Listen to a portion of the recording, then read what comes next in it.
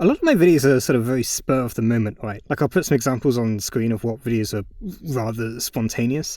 I'll usually play a game and go, something's not right here, or something's really right here, and then get to work. So this was the case for Terra Nil on the something's not right here side of things. I saw a lot of buzz about the game, both pre and post-launch, and yeah, not to mince words, but I was incredibly disappointed by it. And I wasn't even sure if I wanted to make this video in the first place. It seemed kind of mean. Like, it's not a faceless corporation or like an anti-vaxxer. It's three people making a cool-looking video game with a positive message and a positive impact. So I did what I normally don't do and asked a bunch of cool people for a bit of a vibe check on the first draft, and they gave some pretty helpful advice. By the way, I recommend getting people to read your script if you can. Like, it doesn't even have to be someone who knows anything about writing, just a second pair of eyes will do the trick. They'll tell you about things that you've completely missed, but actually get them to read it out because, videos are spoken. This guy's a genius. He's so smart. I was told that I wasn't being mean, which was cool, and also that maybe I was a little bit too devoted to being nice. Like, the first draft sort of came across as a bit too apologetic, and it kind of bogged things down. With that in mind, I went straight into the second draft, and really there's not much to say. This script is pretty easy to write. I find the impulsive scripts usually are. Not much change between the first and second draft, save for just purely focusing on Terra Nil without my surrounding concerns. The video is out, and I think it's good. I think it's a cool video, and I'm glad that people like it. It's the first video that I monetized. I've got a subscription now to some royalty-free music, but royalty-free music that actually sounds kind of cool. So yeah, I am now dollars richer. I'm probably not allowed to reveal how much I get from YouTube, actually. I'm gonna have to bleep that out. I mean, okay, so let's just say I'm gonna go down to Sainsbury's after this and get some photo bars. What's interesting was the response to the video, and how there were a few comments that, don't get me wrong, I predicted, and also, don't get me wrong, represented a rather small minority, but still I was a little surprised to see. I won't be mean and single anyone out, but the sentiment was that, yeah, Terra Nil is meant to be a relaxing game, that's the point, it's not meant to be challenging, and this, I'm gonna be honest friends, sets off a few alarm bells for me, because I addressed this in the video, didn't I? I think I made it clear that Terra Nil not being challenging is not the actual problem with the game. Friction does not equal difficulty.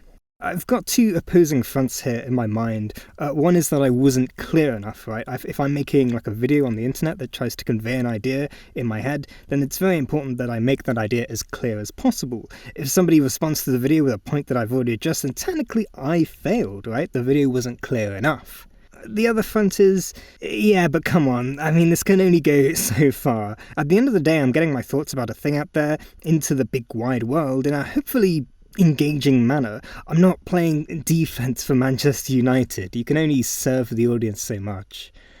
I hope Manchester United is still relevant as a team. I've not seen a game of football in about 15 years. Part of me makes me wonder if it's because discourse for this kind of thing on the internet is a little underdeveloped, right? If I say that Terra Nil is too easy, I'm not saying that the game is too easy for me. I'm saying that it's too easy for the game that Terra Nil sets itself up to be. If it wants to be Townscaper, then by all means, But if that is the case, it actually has to be Townscaper. I got a few comments saying something to the effect of, well, maybe these relaxing games just aren't for you. But, you couldn't be more wrong. I love these kinds of games, which is why I was so disappointed with Terra Nil's lack of friction. Unpacking has friction. Physical puzzles have friction. Minecraft on peaceful mode has friction. Dorfromantic, even though I'm not personally that much of a fan, if you wanted to make the it's not for you argument, then that would be the game, has friction. And again, to reiterate, it doesn't mean that these games are difficult. It doesn't mean these games are challenging. It doesn't mean that you have, to make an Excel formula for every single decision you make. But you do have to make some decisions. You have to decide what goes where on the shelf. You have to think about what pieces go where. You have to think about what kind of resources you need for your cool house. You have to think about where you want your rivers and forests and houses. I think a big myth surrounding these games is that you can completely shut your brain off, but that's not really true. Your brain is being engaged just to the minimum possible degree. If I sat down and doodled a bunch of stickmen, it's not difficult, but I still have to think about what I want my stickman to look like. But what if instead of doodling Stickman, I just wrote out the letter F a bunch of times? That's terra. And yeah, don't worry, I'm not like super worried about this. I think it's easy to get bogged down with the idea of playing defense. It's kind of like a mistake that a lot of creators, I guess myself included, can make, where we're paralyzed by what the audience might think. Oh no, if I'm putting a video out there with a slightly different opinion for the norm, what will the gamers think of me? Like, I think you should consider the audience, of course, but you shouldn't be beholden to them. Sometimes a few people just won't get it, and that's okay. This is the reason I don't usually reply to comments disagreeing with me, by the way. Like, if I replied to every single one with some kind of response, that would take a sizable chunk out of my day that I could use to do other things, like make more videos or play Slipways.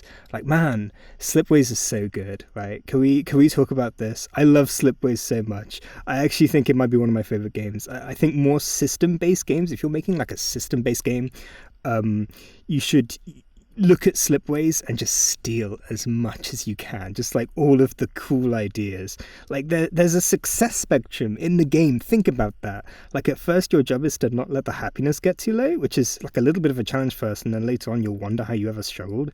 And then you have to get 5 gold stars. That's kind of challenging. And then when you've done that, you'll realize there are platinum stars, and it's like, oh man, think about that as a design decision. Like, you can accommodate an entire spectrum of players without using a difficulty setting. Like, that's genius. I love this game. Go and play Slipways.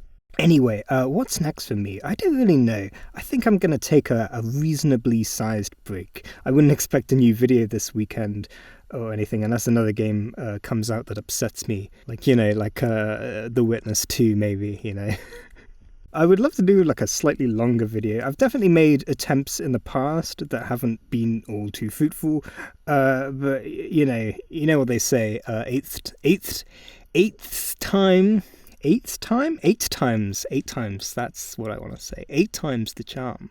That's all I've got. So I'll see you later. Also, there's going to be no bonus video for the finals video because I couldn't think of anything to say.